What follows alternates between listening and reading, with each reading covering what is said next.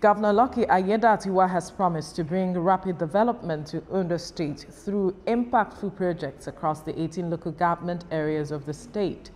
Governor Aiyedatiwa made this pledge during his inauguration alongside his deputy, Aiyedatiwa, at the State Sports Complex, Akure. Senior reporter Aiyedatiwa has details.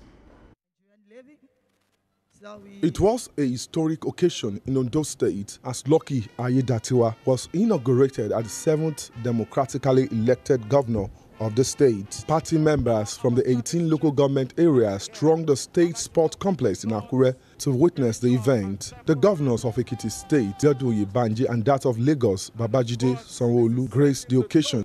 The national chairman of the All Progressives Congress, APC, Abdullahi Ganduje, and former Governor Olusegun Mimiko were also part of history.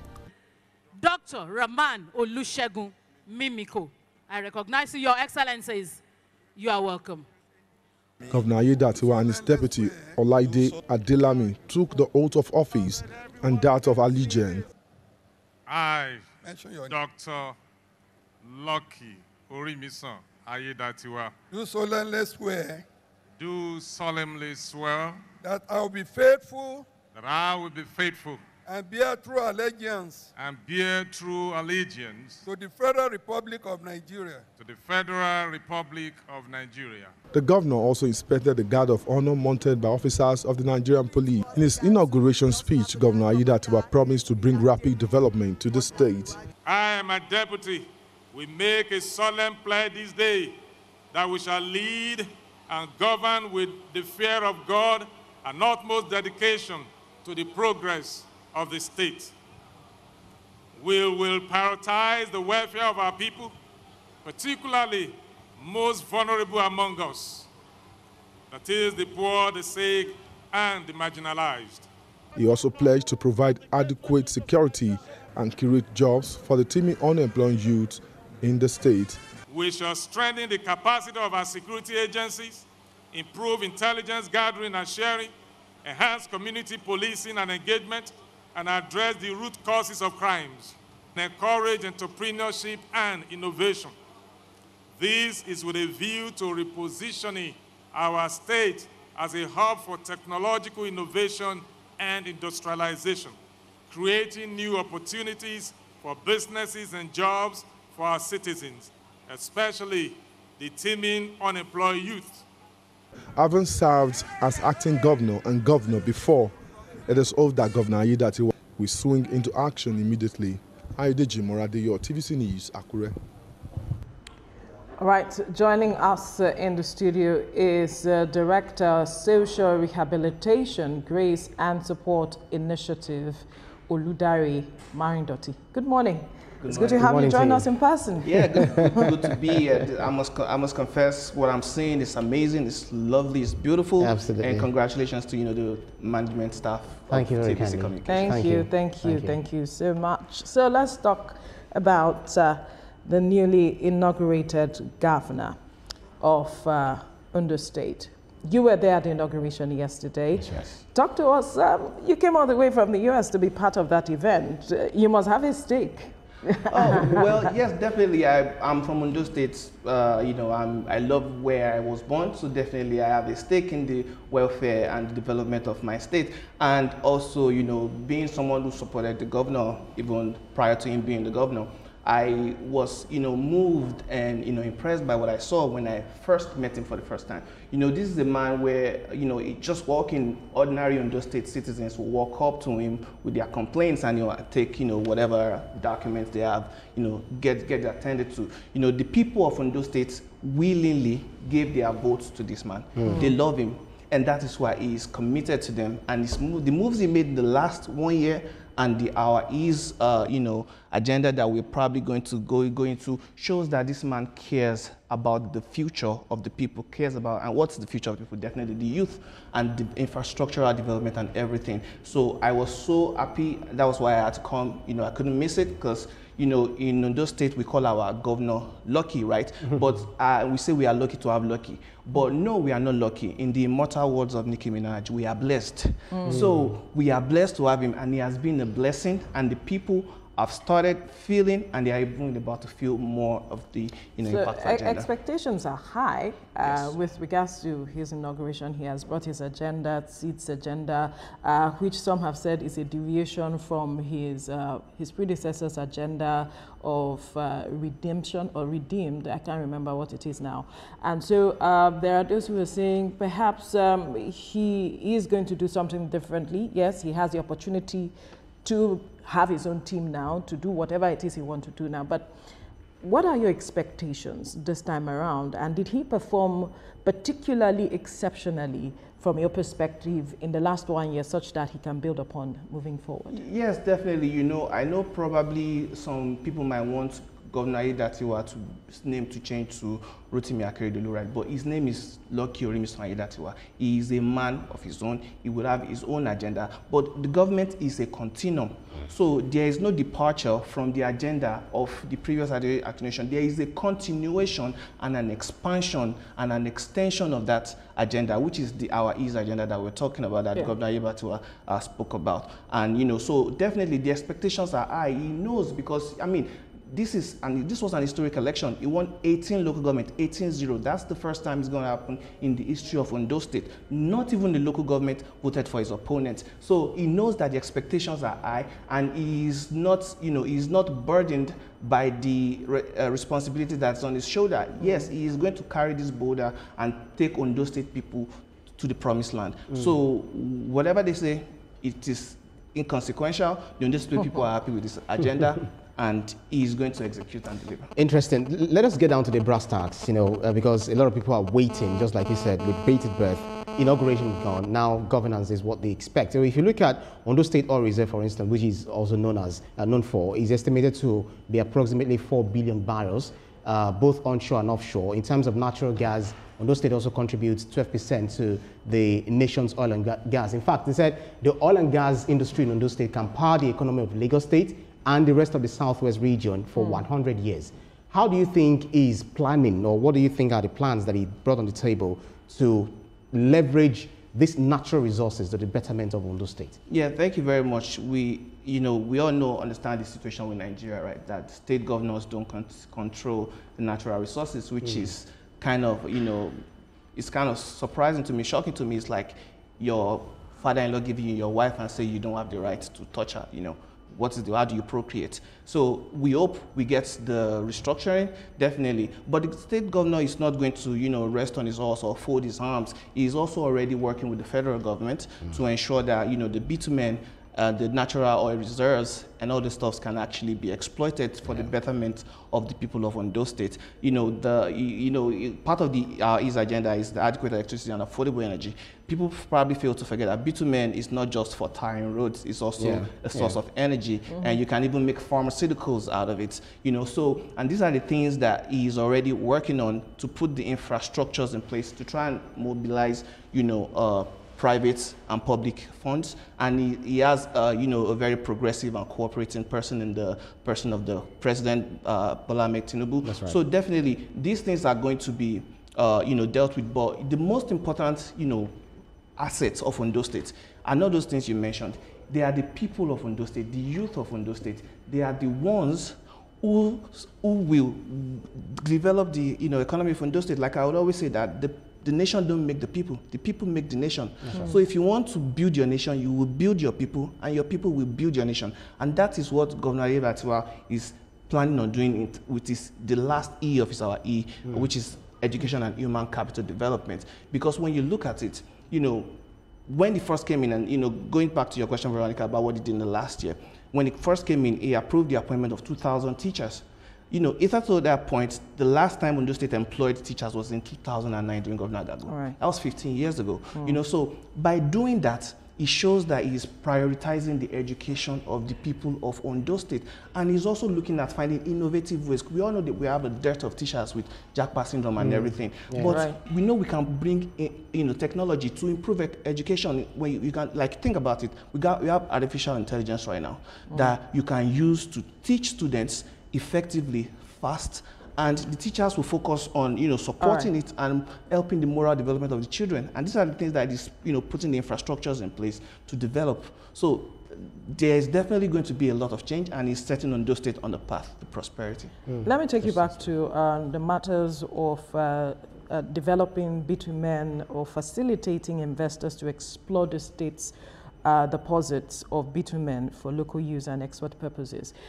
We know that across the country, like you rightly said, governors are not in charge, but then these natural resources are across every state as it is in Nigeria. But then we have seen that this same blessing is seemingly a curse for some of these states where, for instance, Zamfara State, this has become the source of conflict in that state. We saw in Plateau State as well that there were some issues around the discoveries of some mineral resources as well. My question is how he will ensure that he approaches this differently in such a way that it becomes a blessing for the people and not a curse. Yeah, you know, when you talk about bitumen being a curse, there's also the ecological impact of bitumen just being there around where people live, and you know, we don't understand whatever, you know, carcinogenic or whatever effect of the hydrocarbon that they live on, right? So definitely there is a need to manage this efficiently. We have a blessing in Ondo State that Ondo State people are generally very peaceful.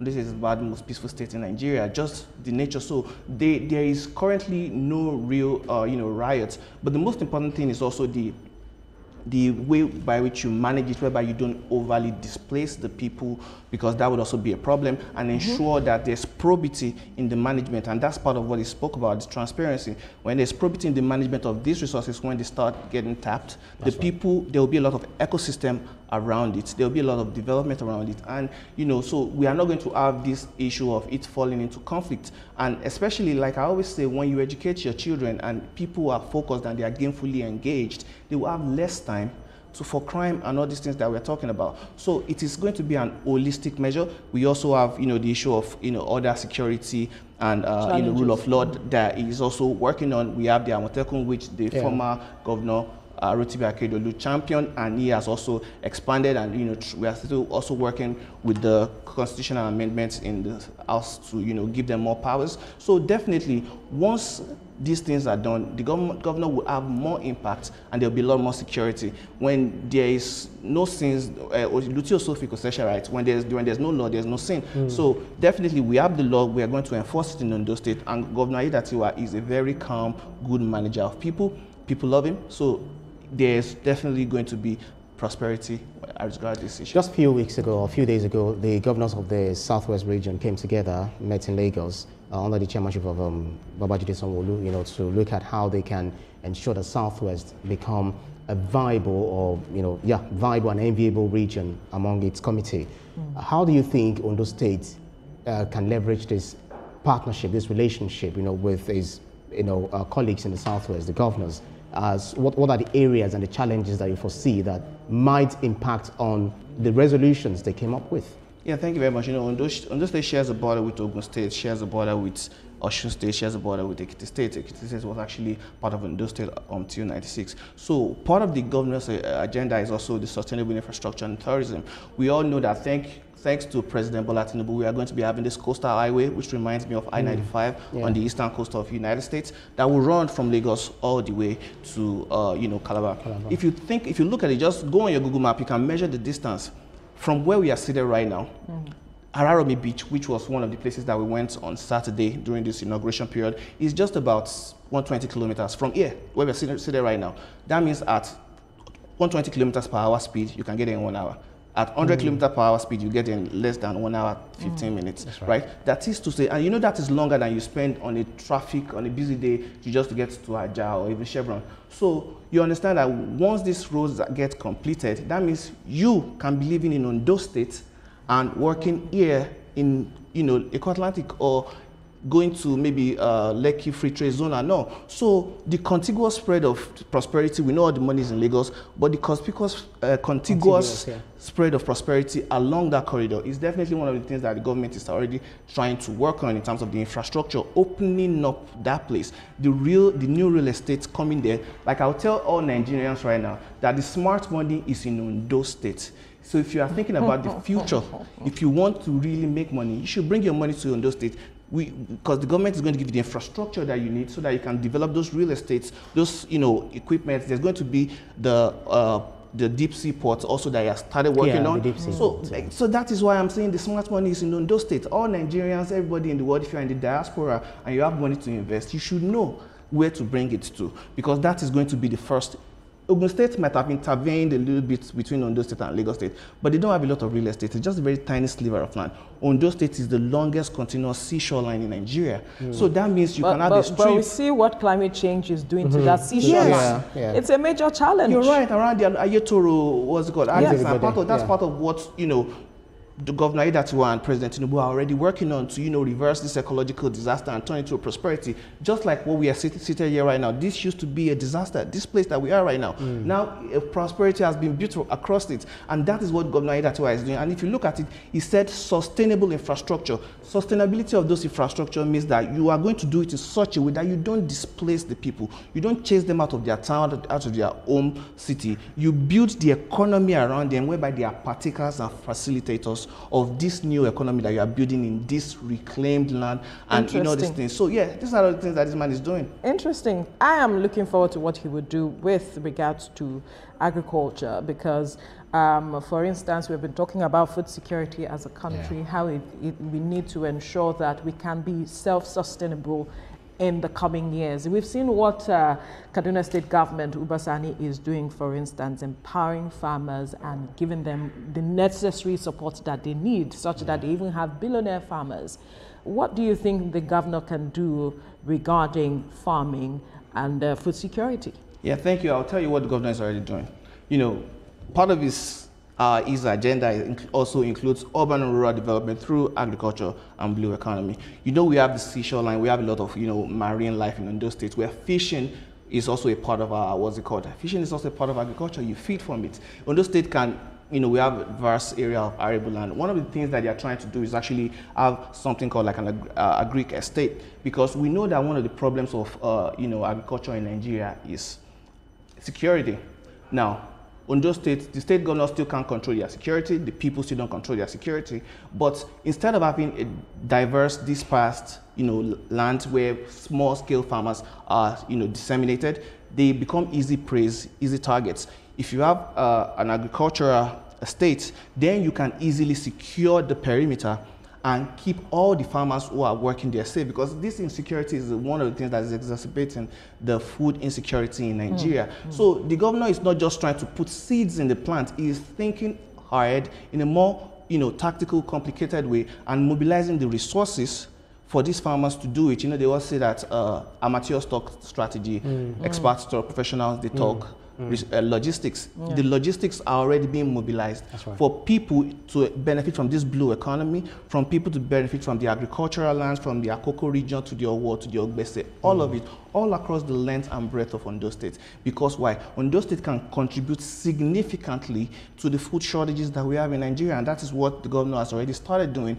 And these things will definitely take time, even if you want to plant the shortest route, it will take time. Well, in the scheme of things, you can't extricate politics because before the election, there were lots of politicking, where face-off between himself and his contenders and people who are affiliates or have affinity to the late Akeredolu. For instance, Senator Jim Ibrahim reconciled with Governor Aiyedatiwa after withdrawing his case against him, via the intervention of President Bola Ahmed Tinubu. And then, but he still has this animosity between the Akeredolus, So how do you see him rallying all of his critics together so that they can deliver good governance for the people? Because if he's not tackling the political aspect of it, it might hinder in the progress. Well, thank you. When you talk about his co-contenders, one of his major contenders, I think even the top contender, that is Honorable Olusolake SAN, was also at the church service on Sunday. This man is a man of noble means, calm demeanor. His temperament is, is different. He was able to bring people together. He holds no grudges. He doesn't tight his fist. No, he doesn't have an axe to grind. He wants what's best for the people. Politics is over. I'm sorry that you have to bring the name of the Akeredolus, because the Akeredolu that I know is an honorable man, a straightforward man, and wouldn't do such a thing. He actually was the one with the premonition 4 years ago that spoke about Governor Aiyedatiwa being here today. So, sometimes it's difficult to divorce from some people, some girlfriends just stalk you after you break up with them. Right? I don't know about that. Maybe you're talking from experience. Yeah, I might be talking from experience. So I would love us to put that in the sphere of, that variable girlfriend that's just talking you. And let's not talk about it, because talking about them will be bringing the name of our amiable, beloved governor, a straight shooter, bringing his name to disrepute. And I pray that those people can also honor the names of this man, just the same way we want to honor his name. We love him. We are sad that he's gone, because Aiyedatiwa said it yesterday that it's so sad that this man that saw tomorrow is not here today to witness what he saw. So Governor Akeredolu, we love him.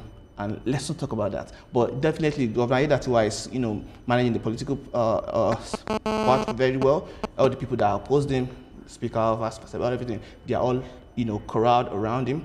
And so the political problem is not going to be a problem, because he's an expert manager of people. Interesting. Right. Let's look at health, for instance.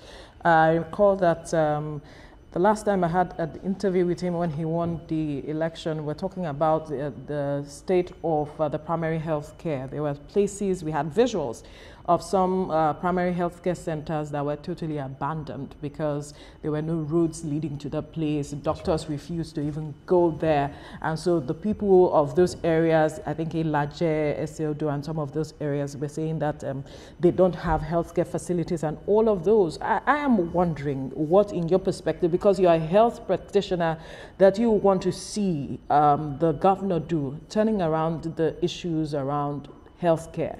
Yeah, thank you very much. You talk about what I want to see. I'll talk about what I have seen, what he has started doing. About last year, he commissioned the revamping of 203 healthcare facilities all across the 203 wards of Ondo State. Right.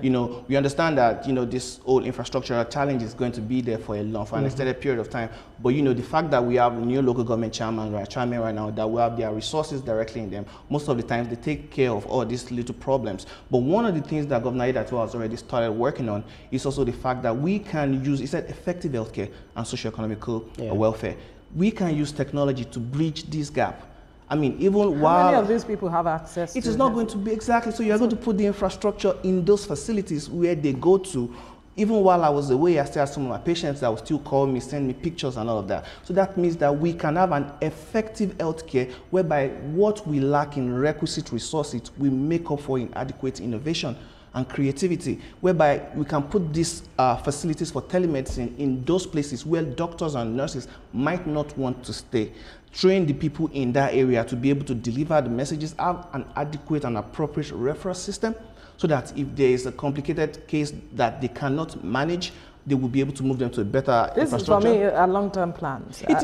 In the short term, a lot of people need to access these facilities and they can't. These facilities are already being revamped, and these infrastructures, each of those facilities will have a computer and all the infrastructure and solar panels and all of that. So these are already, being implemented already. It will definitely take time for people to get used to it. For you have to go through the growing pains. But yeah, these things are already going on, and we thank God for this kind of a person that is ruling or leading us, because definitely he cares about all aspects. And also the Ondo State Health, insurance scheme, whereby he is also trying to expand it to bring in artisans so that everybody is covered and protected.